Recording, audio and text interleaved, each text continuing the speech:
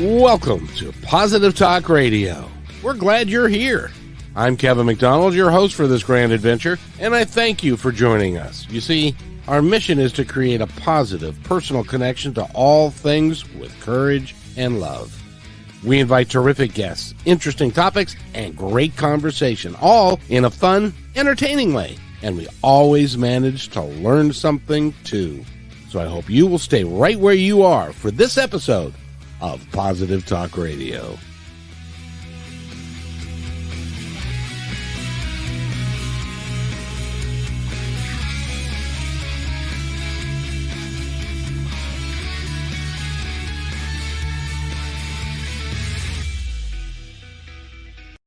And welcome, everybody, to another episode of Positive Talk Radio. My name is Kevin McDonald, and we got a rare treat for you today. We got a gentleman by the name of Kory Livingstone, and he's with us for the entire time that we're together today, and he is actually a really, really talented fella. He is a musician. He's a singer-songwriter. He's also a transformation coach, and he helps people live their best lives. So with that, Kory, welcome to the show. How are you? Great, Kevin. Thanks for having me aboard. It's nice to be here. Yeah, it is nice to have you. I want to, so that you can follow along, I want you to be able to click on KoryLivingstone.com. That's Kory with a K, and just like it says right there, and Livingstone.com. And you can follow along with us. He's got a bunch of music videos loaded up, and he's got his life story and all of that. So we're going to talk about all of that today. So it's great to have you here, and it's awesome. When did you learn to be a musician? How long ago was that? Well, that's a long time ago. In a land far, far away. It was a long time in the. Actually, it wasn't my idea, but as a matter of fact. It hardly ever is. It was probably your mom or dad. It was my mom's idea completely. You know, I know I was just standing in the front room looking out the window, and I see these, you're small, these two big, huge guys dragging up this piano up the front stairs. And Mom says, "Guess what? You're starting piano lessons next week." That's a mom for you. Yeah. Well, she made it important in your life, and you've done a lot with it. You've done a lot with it over time. Yeah, it was more important than I thought, and I got to take my hats off to her, because I think it was harder on her than it was on me and my two brothers, because there were three of us, right? Me and my two brothers, we all had to go, and she was the enforcer. Now, are your brothers still playing? Oh, no. It's I'm the only one that took to it. And I have two sisters that followed afterwards, and they took to it. I mean, it didn't take everybody did their time, but I turned it and I took it. I only did my time for about 8 or 9 years, and then it became part of me. I enjoyed it. It was no longer doing time. It was a calling after a while. So you, for 8 or 9 years, you didn't want to do it, or did you could say, yeah. I even failed my, I was at the Royal Conservatoire, and I even remember I had the grade 6 exam. I even failed that, because I was not motivated. And I used to give my teachers, well, one teacher in particular, she said, "Oh, Mr. Livingstone, that Kory, he's one of my best students, but he just won't do what he's supposed to do." Well, what was it that turned it on for you? Was it the type of music you were playing? Did you discover something new? 100%.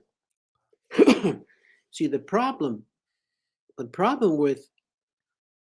with early beginning piano lessons is most teachers want you to go, daddy goes gaga, baby goes gaga, daddy goes goo goo. I didn't want goo goo gaga as far as music repertoire goes. Okay, I didn't know that, at the time, because they were giving me these pieces, up and down the bridge, Johnny go. I mean,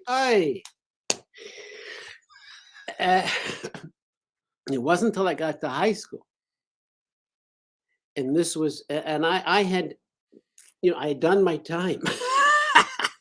I'd done my time, and I did it like a good son, and I actually got to stop for a year or two, but I went to high school, and I was just at the years the Beatles were coming out. That's how long I've been around. You and I are contemporaries. Yeah, there we are. And then this was the era of garage bands. Sure. They sprung up every happened, and the lull of that. And I went into my first. These guys. I bought an organ. I saved my money from delivering papers, $300, and this is a long time ago. And I spent it all on this organ, figuring, I took piano lessons, I can join a band. So I joined this band, and it was like when a dog. What does a dog do when it chases a car, and if it actually catches it? It doesn't know what to do. That's true. And there I was in the band. I didn't know nothing. They said, well, you need this chord, that, what? Then I went and found myself a jazz piano teacher. I went to the Yellow Pages. This is the Yellow Pages where I hear it's before internet. And it turns out this guy was a one-time accompanist to Billie Holiday. Oh, wow. And that was I went from forced piano lessons, being forced to practice a half hour a day, to playing 2 hours a day practice and paying for the lessons myself from the money I got from my paper. I used to deliver papers early in the morning. Nobody could see me, right? Right. Go with mail.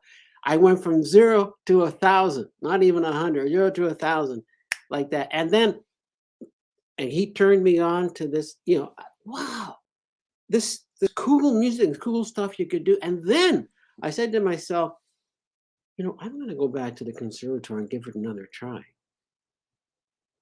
And I went back, and I had this teacher. Her name was Edna Baggs.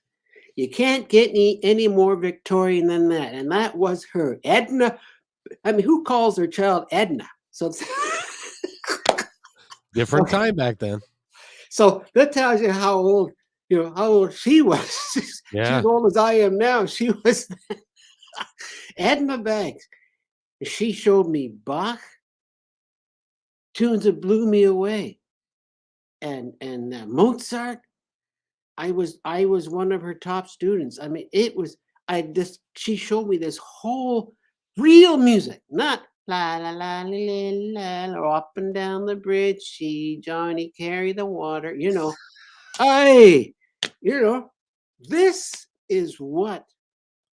This is give me real music. This is what.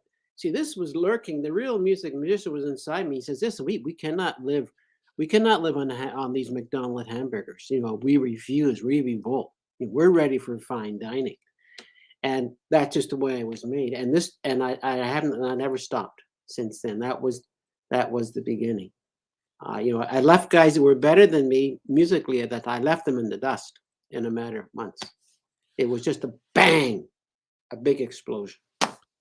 Now, what do you think caused that? Was it that just you had this innate ability, or was it that you were motivated? Both. See, I was in a situation where I was given dribble, and that demotivated me. I said, what is this? I'm not going to eat. It's like giving you're raised in bad food for some reason, bad advice. But when you're given the real stuff, like real music by real composers, who made you use this, okay, I became inspired and motivated. And plus, you have the pop music, and I could play. I discovered the blues. I haven't had the blues before. It was just stuff I heard junk on the radio, and it was and jazz. I mean, it was interesting stuff.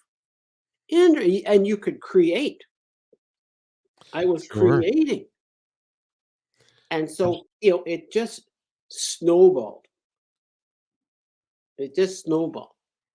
And so you became, and you've composed your own stuff. You're a pianist now. Tell us. I want to focus in a little bit on you, on your transformational speakering, if you will. Where did that come from? Well, I'll tell you how that started. I was all my life. That's how I made my living. I've been a professional musician all my life, even before everything was analog.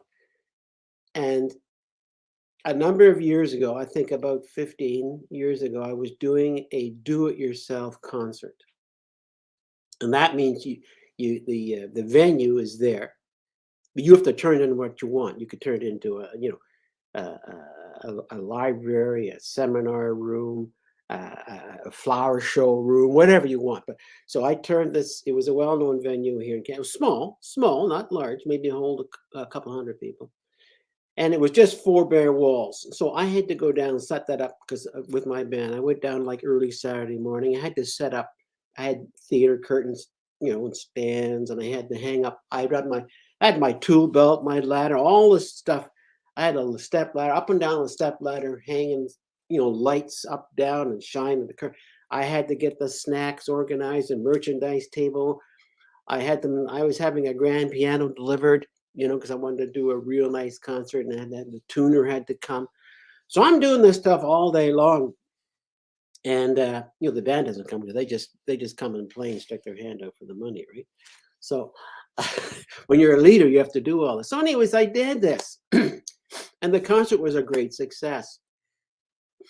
Now, about a week and a half later, I get this little, if I have it here somewhere. I had it in a frame somewhere. I don't know where to keep it. Anyways, I got this note on a little 3x3 Post-it blue paper note. And it said, to the effect that, Kory, I have admired your, let me see if I can, just give me a second. I know it's got in here. Give me 1 second. Well, no, I'll just tell you off. I said, I have admired your, I admired what you were doing. And he says, it's more than talent. And he was talking about me setting up the show. Okay, I admired your, he says it's more than talent. It's a quiet determination.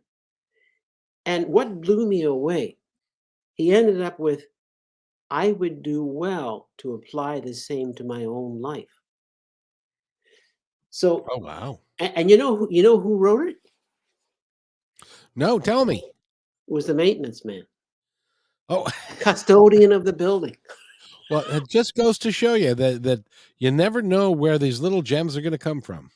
He was watching me set up, and it wasn't unusual to me, but he saw there was a determination in what I was doing. He could see I'm here to do something, and he was not even talking about the music. Okay, so I said to myself, there's something. I don't know what he meant, but he meant something. There's more in there than what he said. Right. And I said to myself, I'm just going to put that up on the shelf and let it sit there. And something will come to me eventually. Sure enough, about 7, 8 years later, I got involved with a mentor who was actually showing you how to write a book, mentoring you how to write a book. Sure. He said, everybody's got a story with them you can write about. I said, that's it. I'm going to find out for myself what Neil, that was the guy who said it, what Neil meant by the word quiet determination. So I sat down to write. And there was the genesis of the book, Quiet Determination. I just sat down and analyzed what I did during life and how I did it. And one thing led to another, and the book just flowed. And I wrote, basically, it was how I developed as a musician, and things I had to do, things I was forced to do. I was actually being equipped for life, and those not tomes, but those rules and that discipline I learned through music. I applied to everyday life, and that was the secret of my success. Now, when I say success, my success was not to be a millionaire. It's not okay. I'm not a success until I make $1 million, have my own. No, it wasn't that. It was that you're satisfied, you're happy, you have enough money in the bank, you have your family's taken care of, you are living and enjoying it. That's the one thing I write in the book. Don't make your success dependent on somebody else's definition. It's your own definition. You are successful. We're all successful. We have achieved our goals. Okay, just that too many of us equate success with I got to have a couple of $1 million. Nonsense. Okay, look at all the rich and famous people in the world, and their lives are okay. So that was the genesis of the book, and then with that, I ended up following my own advice in the book sometimes. Well, it's pretty helpful if you follow your own advice in the book. Yeah, which the show that it wasn't BS. And further with the book, I mean, when I was writing, I said, people could think that, oh yeah, he's just there, okay, he's had a lot of experience, and he's just telling us shooting the bull and all that stuff. But you know what I did, Kim? The things I wrote about, I went to see if anybody else wrote about them. I went and looked at the science, what the researchers and the psychologists were writing about, and they had the same things as me. Yep. Talked about accountability. They talked about efficacy. They talked about organization, and they talked about quality, and all these things I talked about, and I put it in my book with them backing me up what I said. So, and that really surprised me, that what I said had already been, how I was living was already been proven or discovered by these learned scientists. So I knew I had something. And then, wanting to pass that information along to people. There's where this, one thing leads to another. Why I'm not happy just being an author. So now I can now spread the news, because I know there's lots of people out there who would like to better themselves, would like to learn more, would like to achieve more, would like to this. Because what I do, because I'm a self-starter. Someone even called me, "Oh, you're an overachiever." They always want to point the fingers. If you're don't work so hard, because the rest of us will have to work just as hard. Okay, that's what the union boss will tell you. Exactly. Yeah. But the thing about being an overachiever, I think that really isn't appropriate, because an overachiever, what exactly are they saying when they're calling you that you're doing better than you deserve to be doing? Is that what they're saying? You're doing more work. I'm shamed because you do so much work and I do so very little. You're trying too hard. You're making me have to work harder than I want to, harder than I can. So I'm going to call you an, oh, you're an overachiever. And the single word for it is jealousy. There is that. By the way, in your book, you say you discover how to change your thought patterns so you'll be empowered with the confidence and determination to pursue your dreams without the fear of failure and self-doubt. You do recognize, don't you? Because you're about my age. Actually, you're a little older than me, but that's okay. But you do realize that is now becoming scientific fact, that if you work to discover and change the patterns that you have lived your life by, and you make these changes, you can literally do anything that you want. Well, and this is what we are not told. No. When we're growing up, we're told, Kevin, do this. Kevin, don't do that. And me, Kevin, stop doing that. and because they said don't, I did. Yeah, that's right. And the patterns, our mindset got set. Yep.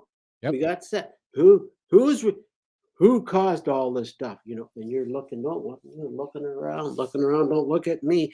And so we're trained. It's the mindset we're trained in, and that takes over, and people don't realize that that's just that was something artificial that was put upon you. The rules, as one of my piano teachers told me years when I was teenage, rules were made to be broken. Yes, they were. And what's interesting about that is that what you're just describing is what I call telling ourselves a story. We create this story about ourselves and who we are and what we can do and what we can't do, and then when we try and step out of that little voice comes in that you can't do that. Who the hell do you think you are? That's right. That's right. Ourselves will tell us that, and worse than that, your friends and family will tell you. Yes, indeed. Tell you that, and that's one thing I want to pass on from my book.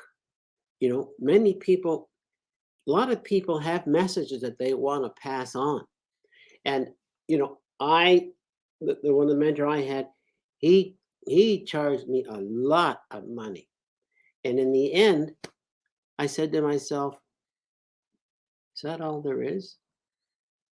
I was basically overcharged. But, in today's economy, if they'll pay it, you'll take it. So I want to pass on to people, let people know that they can write their books at a fraction of what I had to pay. And that's what I want to pass on to people. It's basically a system. And it doesn't matter. And I speak to different people. I speak a lot of times to groups that English is their second language, and they're still slaughtering the language. Yeah. English is my second language, that's for sure. And I say, it doesn't matter. Doesn't matter. It doesn't matter but I've never written a book, but it doesn't matter. If the bottom line is, if there's a system, all you have to do is plug into the system, and you will get your book written. Because I know, especially there's a lot of people who have messages they have to tell other people. They have stories. They have cures for other people's problems, right? Yeah. And they can let people know in a very direct way.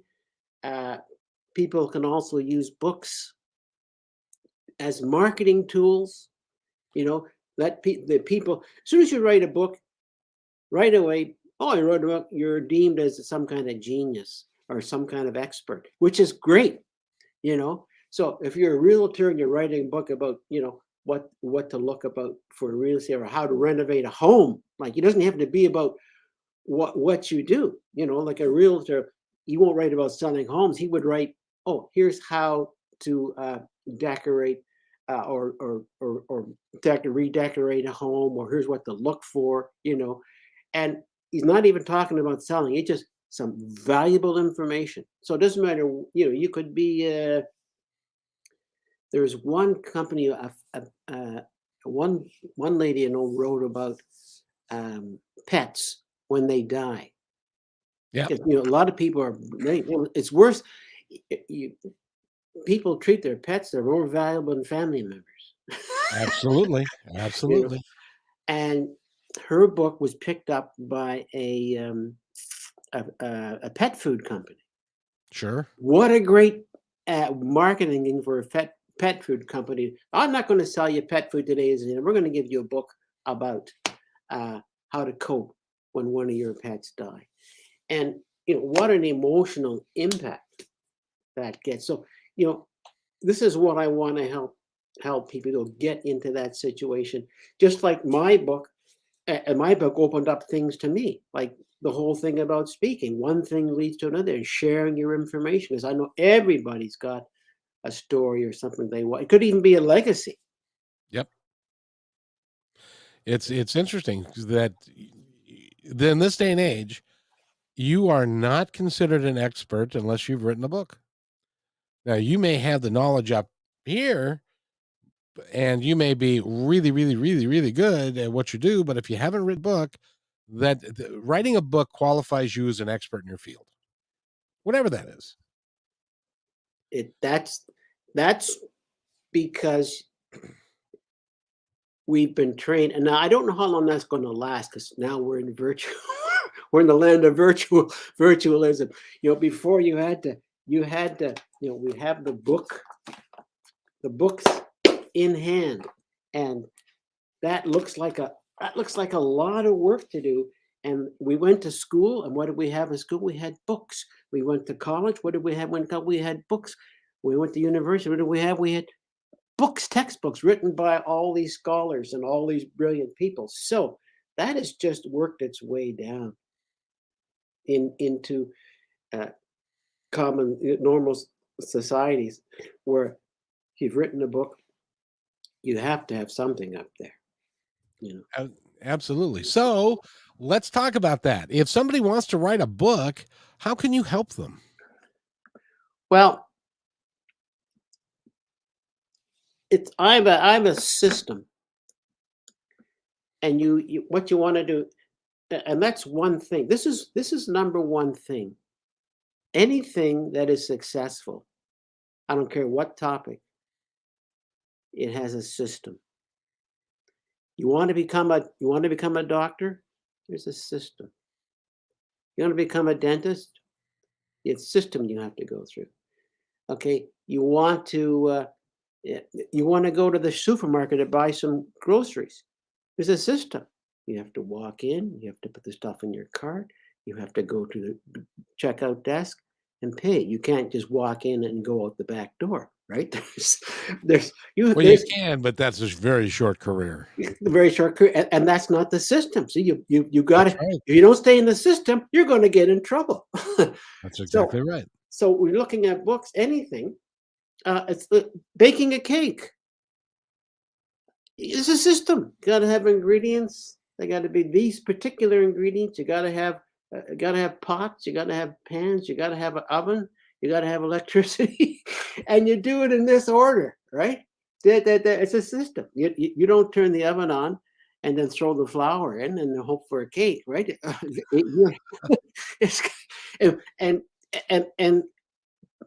And that's not far from the truth, because people don't have a system. It's exactly what they do.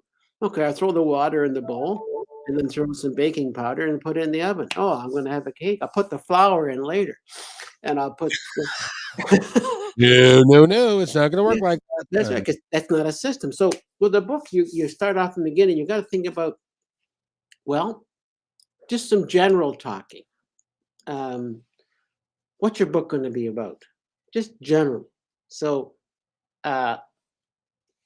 is it going to be like inspirational? Is it going to be instructional? Is it going to be motivational?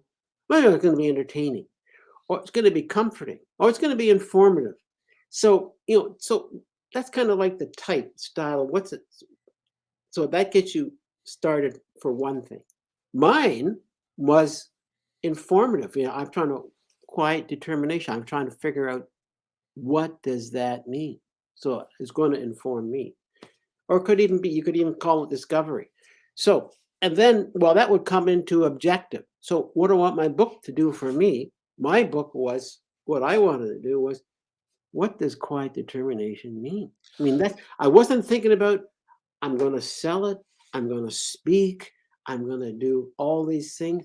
It was, I want to find out what it's going to do. Now, you could be things like, it could be more things like, well, if you're a speaker, I'm going to have something to introduce myself with. Or we're talking before, I'm a realtor. I want to make myself an expert in this particular field, so I'll write a book. Okay, I want to like leave a legacy. Whatever it is, that's your objective. And then you have to figure out. And these are just casual things. This is before you get into the hammer and tong, as it were. Then you think, well, who would like to? Who do I think would benefit from my book? So, if I'm, let's say I'm in the money, I'm a money manager, and I wanted to write about a book about saving money. Okay, well, it's probably going to help people who are interested in saving money to buy something, to invest something, or how to use their money properly, how to make their money last longer. So I'm going to help people. These are the people I'm going to help. So now you see your focus is becoming your book. You're out here, so it's getting more and more narrow. It's getting more and more focused. Now, you might want to think. Now, there's probably hundreds or thousands of books on this topic. What can I do to make mine sort of stand out? What can I do to make it a little different? Okay. What could it be? See, all these things take a little bit of thought. See, and so far we haven't even written any. Well, I shouldn't say written. I always advise write these things down. Okay, but no one's reading them yet. It's only for you. It's only for yourself. This is so you're getting you're sort of building you're getting yourself psyched up. Okay. So my particular event in my book was I'm not talking about how to do this, how to become, do this and then do this and then do this and do this. What mine was, how to make it different. Mine was, I'm going to concentrate on the mindset. Okay. How can you change? It's about changing your attitude towards. I want to change people's attitude towards success. You're not going to be successful by buying my book. No way. You're not going to be successful by buying anybody's book. You're not going to be successful by buying anybody's course. You're only going to be successful if you change your mindset. Okay? To stop buying all these things, pick one of those things and do what they tell you to do. So change your mindset that I have to do it, not because I bought so-and-so's book or so-and-so's course and I put it under my pillow and I woke up the next, gee, I'm successful. I achieved my goals. Because this, from my experience, is what most people do. They think the more courses I attend, the more seminars I get, the more books I buy, I'm going to be successful. No, you're not. Because the mindset's not there. You have to change your habits so you actually do stuff to make yourself do, not read. Well, you can read, yes, but then you have to do the do. So that's where I was trying to make my book a little different. So that's just sort of getting your playing field level. So that's one of the first things you have to do. Now, if you're going to move to the second step, you can start now. This is important to remember. You should be writing as much as possible. And people might ask, well, should I do it on the computer? Because I type quickly. I know from experience, and I know from studies, if you take this and put this to it, that's the best way to make sure that you're really thinking about what you are doing and that you are really getting in to the moment. That's just my suggestion. So, anyways, now some things you can do on the computer because you can take them directly into your book. And what do I mean by this? Well, I would look at the next step, problems. What problems with your book? What problems would your readers have? What keeps them up at night? What problems your audience might be wrestling with? Like they might say, how can I afford the extra things for my growing family? Or how can I make it on my own? Or how can I start my own job? Or why am I afraid of?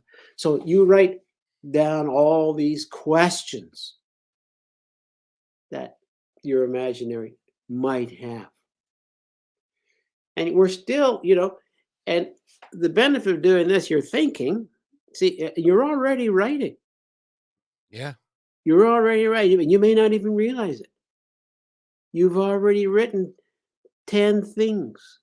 It can be more, but I'm just giving a number. You're already writing, your book started. And then you think a little bit deeper, and then you think about what's the most serious need? Is there one big fat problem that really stands out? Or is there a specific maybe there's an unmet problem that people have. There's a big problem that many people have in this particular area, and it's never been answered. So you're actually creating your own gold mine. Okay? And with your experience or your knowledge or your system can answer those problems or those unmet needs. So let's talk about the topics. You can have, see, this is all thinking. See, and once and you shouldn't rush through this part. You may say, well, I can only think of 5 things or even 2 things. That's fine. But just before you go to bed, you're going to sleep, something may have jumped in your head. Write that down. That's why I say having this beside you, you can jot that down right away. So if you, doesn't matter taking your time, but for me, it's easier for me to write probably than most people because I've always expressed myself well. Not in elementary school, however. not in high school. I hated to read. I absolutely hated to read as a youngster. We had to do book reviews. Sure. And remember those damn things? Oh, doing a book report every week. Well, I found my way. I discovered my way around that problem. You watched a movie and then wrote about that. You're what? You don't think that I haven't figured that part out yet? Not when I was growing up. Yeah, no, the Adventures of Robin Hood and stuff. Full marks for you, Kevin. Full marks. Great. I actually was TV shows at the time.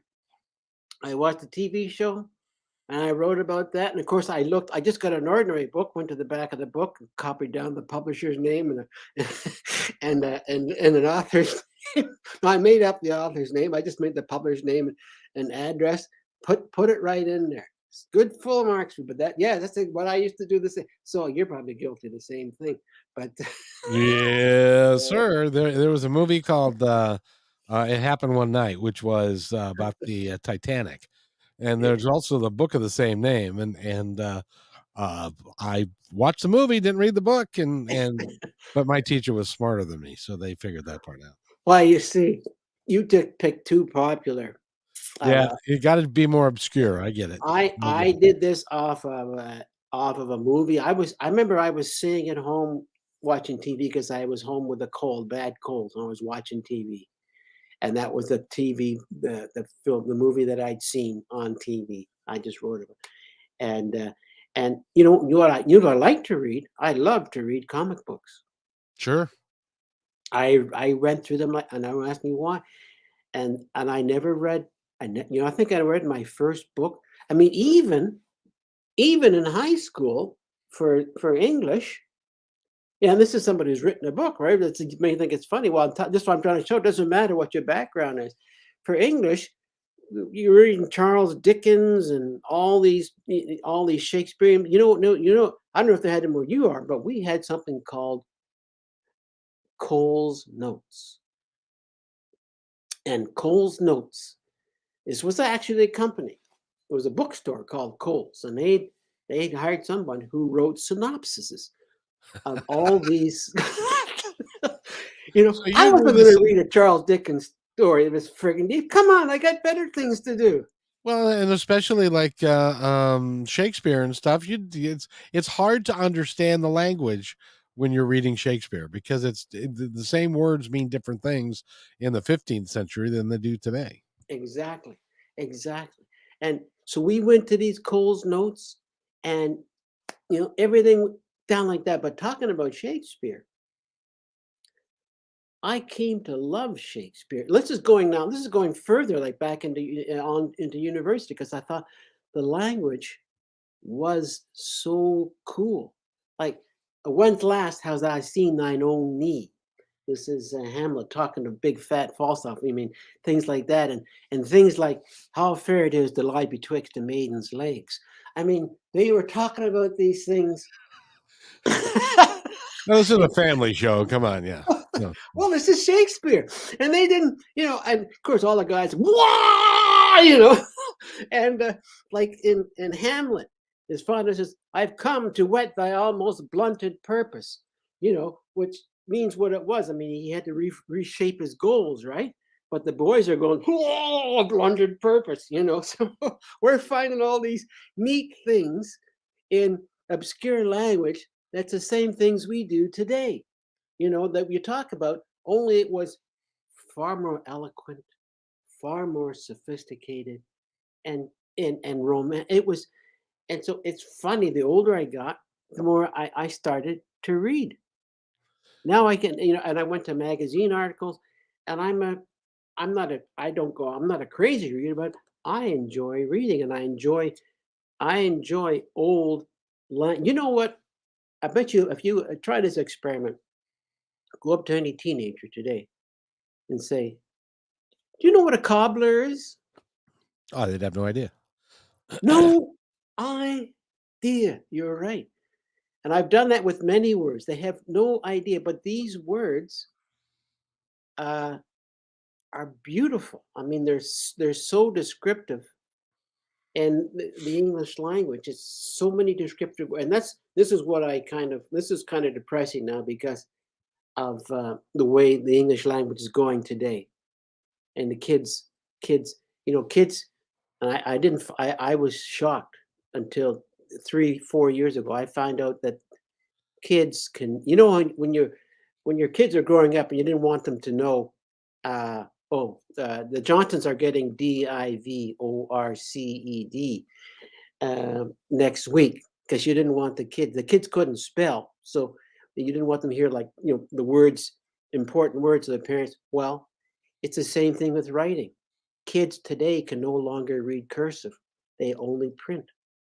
I They didn't. don't they don't teach cursive in schools anymore. They don't, and I didn't. I found that out by accident. I hired some high school kid to do some work for me. I said, "Just write this out." Oh, I can't. He couldn't read my writing. He says, "I can't read it." I couldn't. I couldn't believe it. I said, "What? What? What? What? What? What?" But you're right. They don't teach because it's all on keyboard. So now, so it's a lost, valuable art. And it's just like so many things are becoming today. The humanness is being taken away and replaced Yes, by that's very true, but I'm afraid cursive is not coming back. yeah, yes, yeah, and it makes sense. But you can type cursively now. Yes, you can, but but it there's no purpose. There's no reason to. Exactly, exactly, and But I don't want them to know what I'm talking about. I'm going to write it out in cursive. that's right. By the way, we're running out of time, young man, Okay. so let's get your information out about, how somebody can contact you, so that if they'd like you to coach them to write a book, how do they do that? Well, they can just write me at KORY at KORY Livingstone, Kory Livingstone, I presume, .com. Or that's my email, or just look me up on the internet, Kory Livingstone. Just spell it with a K. Yep, you're right. And You're right here, and it's got quiet determination. By the way, I'm sure that in your reflections and time that you have discovered what quiet determination means to you. What does it mean? it means you have a goal to do, and you have a goal to reach, and you are going to go there at a methodical way, one foot after the other, until you reach your goal. And you just do it as a matter of course. You don't look for praise, you don't look for adulation. You just roll up your sleeves, and as they say, you just do it. And that's basically what it is. No whining, no complaining. You just do it. That Yeah, is quiet determination. whining and complaining. A lot of people do that just for fun. Yeah, just for fun. It's just like I don't know what it's like there, but we've had these truckers, uh, oh, tie up our main streets because I don't want to have the COVID shot. I don't want to do it. It's my freedom. The last time I saw that was a 5-year-old child laying on the kitchen floor, kicking their arms and legs up on the floor, saying, "Wah, wah, I don't want to wash my hands and face." Okay, but the bottom line is, you know, yeah, some things just must be done, and that's the only way you can do it. Just do it. Don't look around. That's just the way it is. The grass is green, the sky is blue, and that's the way it is. Well, the younger generation can learn a few things from you, I'm afraid. So that would be, I hope somebody will reach out to you and will work with you. By the way, I'm looking at your website. You've also got a bunch of music here and a bunch of videos. And if you connect with Kory, you can get some stuff, and that would be fun. So, congratulations on what you're doing. You are continuing to step out there and continuing to progress. Thank you very much, Kevin. And that's the whole thing. You can't stop. Well, you can, but it's hardly worth the journey if you're going to stop. Yeah, well, there's no reason to stop. There's no reason to stop. It reminds me of that thing. Have you ever watched The Simpsons? Uh, I just kills me. Um, Bart Simpson had been trying to do things through this one particular episode. Everything he'd done, he'd failed. He'd failed to do it, and it just didn't work. And sort of the epilogue, Homer's standing with him, father and son talk. Well, so now after all this time, all these tries, Bart, what have you learned about life? Well, that's right. never try. that was the funniest thing. And that doesn't work. Yeah, That doesn't work. You that's gotta right. Doesn't you got to work. keep going and keep doing what you're doing and you know the reality is if you're following your passion, if it's something that you truly love to do, who cares if it's successful? And what does successful mean? You were right earlier. It's not money. It's if you're successful in your own eyes, that's all that matters. That's all that matters. Yes. Yes. That's, you know, it's like yourself. I mean, you've got umpteen podcasts, and you're living the life. I am. This is more fun than you're allowed to have with your clothes on. I didn't say that. Yeah. And it's legal. Exactly. And I get to talk to people like you, which is really cool. By the way, we've been talking with Kory Livingstone, and if you want to go to his website, it's korylivingstone.com, and that's Kory with a K.